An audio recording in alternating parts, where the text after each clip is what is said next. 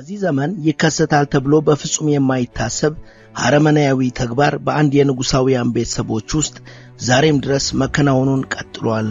አንድ ጨካኝ ንጉስ የገዛ ሴት ልጁ ላይ እያደረሰ ያለው ዘግናኝ ድርጊት የዓለም ሕዝብም ስለዚህ ነገር ጠንቅቆ ያውቃል። ሁሌም የፍትህ ያለ ይላል። ነገር ግን የዓለማችን የሚዲያ አውታሮች ዝምታን መርጠዋል። ምክንያቱም የዚህ ተግባር ፈጻሚው ንጉስ በተትረፈረፈ ሀብታቸው ሁሉንም ሚዲያዎች ሸብበው ይዘዋልና። ሚዲያዎች ቀርቶ ጉዳዩ የሚመለከተው የእንግሊዝ ፖሊስም የጀመረውን ምርመራ ከአንዴም ሁለቴ ያቋርጧል።